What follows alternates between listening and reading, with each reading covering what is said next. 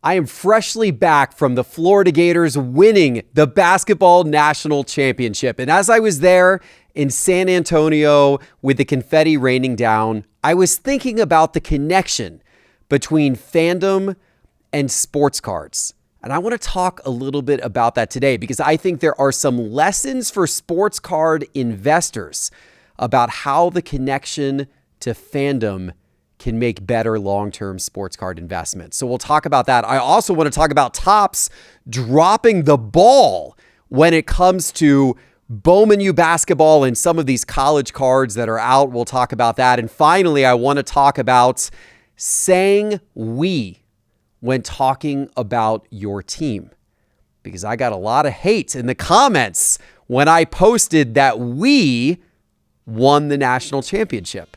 A lot of people didn't think the use of the word we was justified. I strongly disagree, and we're going to debate now.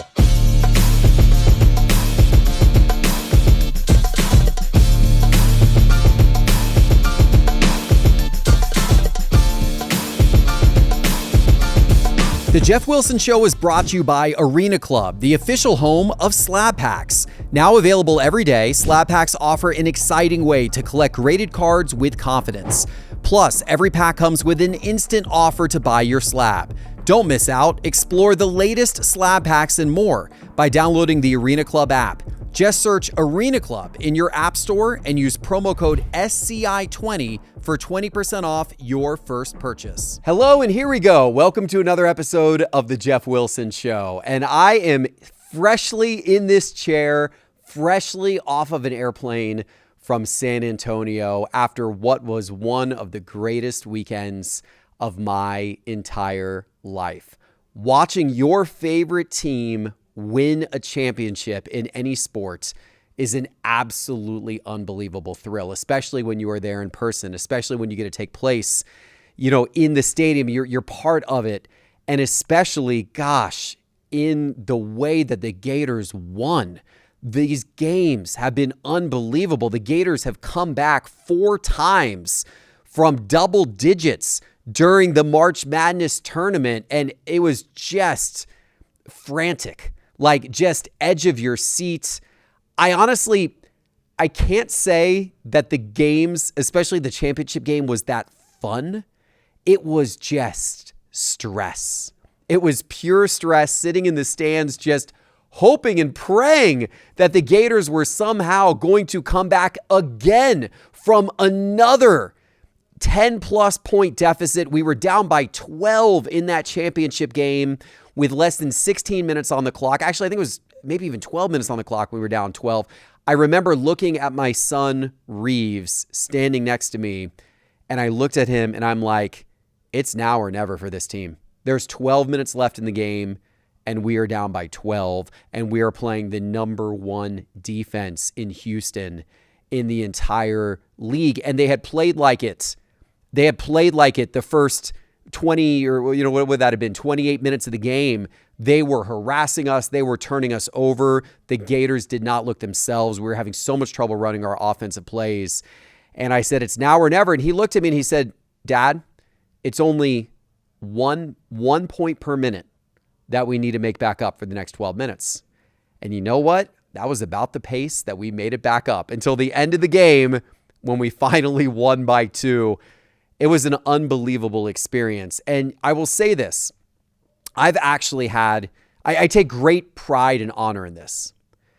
The Gators have won 3 national football championships and 3 national basketball championships, and I was in the stands for all 6. Going back to 1996, when I was a freshman in college, that was when the Gators won their first football national championship in New Orleans. And as a freshman in college, I went to that game in the Sugar Bowl where the Gators beat FSU. Danny Warfel and the Florida Gators beat FSU 52-20 to win the national championship. That was a magical, magical year. It was the Gators' first national championship in any major sport, in football, basketball, or baseball. And we won the football championship in 96. And then I was there when we won basketball in 2006, football in 2006, basketball in 2007, football in 2008. What a run that was, by the way. My goodness, in 3 years. And then now, after a long drought, basketball in 2025. I was there for all 6. And I'm real proud of that because I take the Gators seriously and I have my entire life. I'm going to talk more about that in a little while. But one thing I will say, and those of you who are probably a little bit, older now like I am, I guess I'm considered older, right? I'm in my later 40s now. You'll probably appreciate when I say this. I think as you get older and you get more perspective, you realize how special those moments are. And also how rare they can be. When the Gators won their first national championship, when I was I was a teenager at that point in time, right? In football. And then we had that incredible run from 2006 through 2008 of winning basketball, football. Like it felt like at that moment, like the Gators were just always going to be in contention. Like every single year, we were always either going to win the championship or at least be in the Final Four or the college football playoffs, type top 4 thing. Of course, the playoffs weren't actually happening back then, but that idea, we'd be in the mix. We'd be in the mix every single year for a championship. It just felt that way. And then you go through these drought periods, as every program does, as every pro franchise. I mean, like the Patriots have had an unprecedented run of success for the last 20 years, but it would not surprise me if they go into a total drought for the next 10 or 20 and they don't win another championship for 20 years. And those fans, which today still feel very spoiled from their incredible run, 20 years from now are going to they're going to really realize how special they had it and how fleeting those moments are. And as a Gator fan, I can tell you, we had that unbelievable run from 2006 through 2008. And now it has been, what was it? What is that? I'm doing the math in my head. 17 years until we won our next football or basketball championship. And I lived every single one of those 17 years going to all kinds of Gator games, watching every single one of those games on TV. I'm a super Gator fan. I am a huge supporter of the school. Just lifelong from the day I was born. Went to school there, obviously. Met my wife there. And I now understand, now that I'm in my late 40s, I now understand, I have the perspective of knowing that those moments of actually winning a championship, those are special moments, because those are moments that may not happen again for 10, 20, 30 years, 40 years. If you were a Cubs or Red Sox fan, it was like, 80 years until they won their titles, recently or semi-recently. You just don't know, right? And that's the thing. So enjoy the moment. My goodness. If your team does it, you Philadelphia Eagles fans out there, you guys won the Super Bowl this year. Even the Dodgers. I mean, the Dodgers seem very well positioned to do it again. But even the Dodgers, just bask in the moment. Just bask in the moment. Enjoy it. Because you just never quite know what the future is going to hold, and how long it actually might be till you make it back. And this one for me, and I promise we're going to talk about sports cards in a minute, by the way. Thank you for allowing me to wax poetic here about philosophically wax about my Gators here for a moment. This one for me was different and very special because I had my son Reeves with me. And the last time the Gators won a championship in football or basketball back in 2008, Reeves wasn't in this world. He wasn't born yet, right? And so this was the first championship, national championship, that I was able to bring my son to. I think it was actually the first championship of any type that we've won, because we actually made the SEC championship in football a couple of times in the 2010s. And I actually took him to one of those games.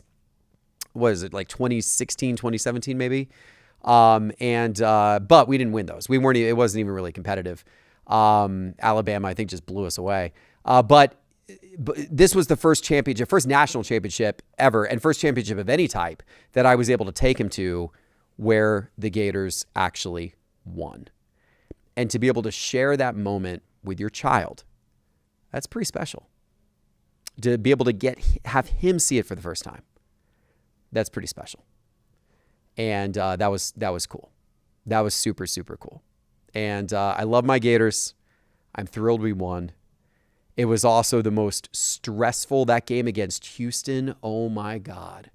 And they played great. I mean, they got us to play they got us to play their type of ball, this scrappy UFC fight type of game, which we didn't really want to play. We wanted to run down the court and have beautiful offense. That's not what happened at all. But at the end, we gutted it out just enough to escape with a victory. And by the way, that was the story of the tournament for us, because the game 2 days prior against Auburn, same deal. It was a fight to the end, not easy, hard, tough. We're down huge in that game as well, had to claw back. That's what the entire tournament was for us, but we clawed back every time, whether it was against those teams or Texas Tech in the Elite Eight or UConn in the round of 32. It was a fight. And we're just amazing that we persevered and that I got to experience that moment with my son. I am just so happy. And I know a lot of you listening, I know the Gators aren't your team, most of you listening, but hopefully you've had that experience with whatever your team is, college, pro. Hopefully you've had that championship experience. If you haven't, I hope you have it sometime soon. And I hope when it happens, you cherish it. You really take a moment to cherish it, because I can tell you, as you get older, you realize how rare those moments are and how special they are, and how much you have to enjoy those moments when they occur, because they are special moments. All right. Let me talk about cards for a second here, because I know you guys come on here wanting to hear about cards. I was thinking about, as the confetti was raining down last night, I would have paid anything. I would pay anything for a special card commemorating the memory of what I experienced last night during the championship and during the Final Four, which, by the way, the Final Four, in my opinion, greatest sporting event on earth. That is a whole nother conversation. We probably have that some other time. But I have been to the College Football National Championships, and I've been obviously to the Final Four. I've been to the World Series. I've been to a lot of big games, soccer, big games in soccer. I can tell you, the Final Four, in my opinion, greatest sporting event on earth. I'm sure not everyone's going to agree, and that's fine. And that great. Other amazing events out there, but I'm telling you, the Final Four is special. It is special. I choose it over any of the others I've been to. That's a whole nother story. We'll get to that later, some other day. But anyway, back to the topic at hand. I'm sitting there at the Final Four. I'm sitting there at the championship. The Gators have won. And that connection, I want connection. I want the moment to be captured. I want the moment to be preserved forever.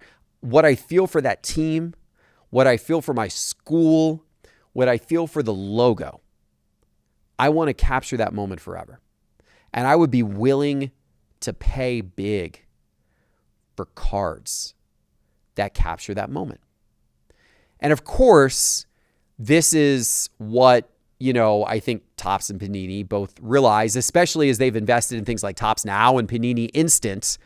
And Topps is if you hear Topps talk and you hear their executives talk, they'll tell you they see Topps Now as a bigger and bigger part of their future. And it makes sense, because we live in an age of social media. We live in an age of things hitting quickly and people wanting whatever's in the moment. People want to react in the moment. They want to like things in the moment. They want to share content that's in the moment. So they want to collect things that are of the moment. That's what Topps Now and that's what Panini Instant can bring, those instant opportunities to hit you with a card that connects you to the game. And frankly, I think there's so much more they could do with it. And I'm going to talk about how Topps screwed this one up in a minute. But I think there's so much more they could do with it to connect you with the events you go to, with the teams you cheer for, to give you that moment of fandom and connection that you can hold on to as a collectible. There is a whole market there, which is only, the surface of that is only being scratched right now by what Topps and Panini are doing. And I think they could go a lot deeper into that. And I think they will. I think you'll see that in the years ahead. But I was just thinking about that last night. I was also thinking about the importance of championships when it comes to wanting to collect and wanting to have a lifelong connection to a player and to their cards. Championships are so important. Championships are what takes a player in the minds of fans from being a great player to an immortal legend. Had the Gators lost the game last night, Walter Clayton Jr., who of course was our star player, named the most outstanding player of the tournament, Walter Clayton Jr. would have had an important place in Florida basketball history. He would have been remembered as an incredible player, but he would not have been remembered of the ilk of Joakim Noah or Al Horford or Torian Green or Corey Brewer or Lee Humphries, those guys who won the last two basketball national championships back in 2006 and 2007. Walter Clayton Jr. would not have reached their level in terms of long-term fan memories about him. Even though his stats were better, even though his contribution to the team as a whole was actually greater, even though he was, arguably the greatest player in Florida basketball history, even without the championship game last night, he would not have been remembered in the same manner because he wouldn't have had a championship title that gives him the extra degree of reverence from fans. But because the Gators won last night, and it all came down to that one final play.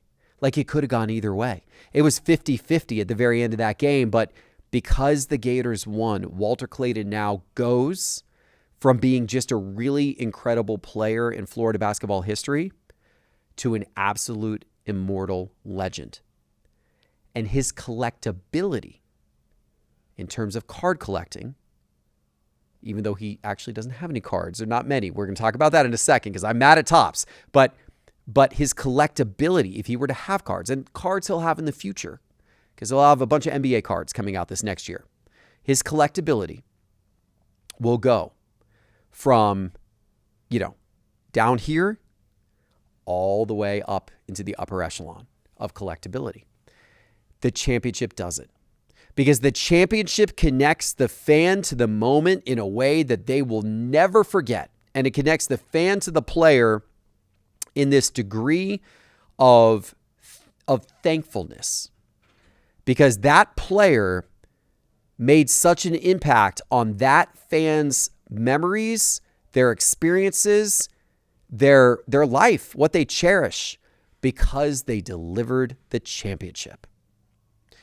And if you think about that, and you think about guys who are playing today, like I think about Josh Allen in the NFL for the Bills. Josh Allen, I love Josh Allen. He's my favorite quarterback in the NFL. I like Burrow too, but I think Josh Allen is my favorite quarterback in the NFL. I love watching Josh Allen play. I really like the Bills. And I'm not a Bills fan. Like I've got no connection to Buffalo, New York whatsoever at all. I just like Josh Allen. I think he's fun to watch.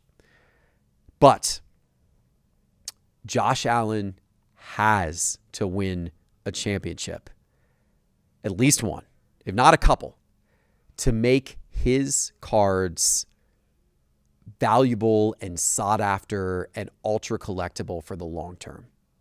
If he doesn't, he's going to be thought of as a guy who was an awesome player and put up great stats, but never got the ring. And because he would have never gotten the ring, he won't have quite the same level of connection. I mean, he beat Jim Kelly. He beat Jim Kelly for Buffalo, right? And Jim Kelly got to the Super Bowl, I think it was 4 times, but he never won. And I know people in Buffalo love Jim Kelly, and I know there's a lot of people out there who collect Jim Kelly, but the number of Jim Kelly collectors across the world would be a lot greater if Jim Kelly had won a couple of those Super Bowls. It's just the truth. Because people love the championships. Because the championships connects the people with the moment. Instead of ending each of those seasons for Buffalo in disappointment, as what happened with Jim Kelly, the seasons would have ended with the fans being more elated and more connected to their team than they had ever felt in their entire lives. But it didn't happen. And as a result, the fans never had that final celebratory moment with the quarterback, with the star, with Jim Kelly. And so although they still adore him, and although they still love him, and although they still appreciate him for getting them to 4 Super Bowls and putting up incredible numbers and having a long, great run with Buffalo, it's not quite the same as it would have been if they had won a championship. And so I look at Josh Allen. What are his cards going to be worth? What are his National Treasures rookie patch autos going to be worth in 20, 30, 50 years? How sought after will they be by collectors 30 years from now? Are they good long-term investments? Are they bad long-term investments? I think a lot of that comes down to whether he wins a championship or not. If he doesn't, I would think that those cards are not going to be worth as much 30 years from now as they are today. If he wins a couple of championships, in my opinion, put those things in the safe and hold on to them, because there will be many collectors, not just in Buffalo, but all over the world, that cheered for him and that were so happy when Buffalo won those championships with him as their quarterback, and they will always have those memories. It is a huge difference to win a championship and not. It's a big difference. It's a huge difference in football. It's a huge difference in basketball. Massive in basketball. And you see it. I mean, you compare the prices of the guys who have rings to those who don't. The guys who got close but never got the ring. You know, a Charles Barkley or a Karl Malone or a John Stockton, like those types of guys, they got close. They got close, but they never got the ring. And there's just not the same degree of love for them. There's just not. There's not the fan base that remembers the greatest night of their life, being in the stands, watching that person win the championship, and it was for the city, and it was for all the fans, and it was for you. They don't remember that because it didn't happen. The final game wasn't that. The final game was always one of disappointment. And it's a big deal. Maybe not quite as big of a deal in baseball, because baseball fans are stats oriented. So they could look at a player like Mike Trout and say, statistically, this guy was, one of the greatest ever. But even still, Mike Trout winning a championship, it would certainly help him. Shohei Ohtani winning one with the Dodgers last season, that was a big deal. Shohei Ohtani going 50-50 was incredible. And his cards would have been celebrated no matter what. And his cards would have been valuable long-term no matter what. But Shohei going 50-50 and winning a championship, it puts him on a whole nother level. And there are Dodgers fans that no matter what happens for the rest of his life, the rest of his career, there are Dodgers fans that will forever chase his cards because they have that memory. They remember the celebration in LA. Maybe they remember being in the stands for one of the World Series games. They remember hugging their kids or kissing their wife after that, after the last out of the last game and the Dodgers were World Series champions. And they will always think of Shohei Ohtani and always be thankful to him and all the other players on that team, some of which who actually made a bigger difference in the World Series. Freddie Freeman, they'll always think of those players as immortal legends and guys who they will always want to collect. So winning a championship, so important. Topps. What are you doing, Topps, not having any cards of any Florida Gator player out there? Bowman U basketball, no cards of any Florida Gator player. No cards of Walter Clayton Jr. Bowman U now, They're in the moment release of cards that's supposed to occur, right? During the tournament. Can't you release a Bowman You Now card of the Gators winning the national championship? No, they didn't do it. What's going on? I was so disappointed when the checklist for 2024 Bowman Chrome U basketball came out and there was not a single Gator on the checklist. Walter Clayton Jr., not on the checklist. There is no first Bowman of the greatest player of March Madness, the champion. What? Topps, how did you not get this done? What happened? Why didn't you sign this guy with all of your NIL money? I don't know what happened there, but come on, man. Topps, help me out. I would have put out massive bounties on Walter Clayton Jr.'s big cards today. And yet, nothing. There are none.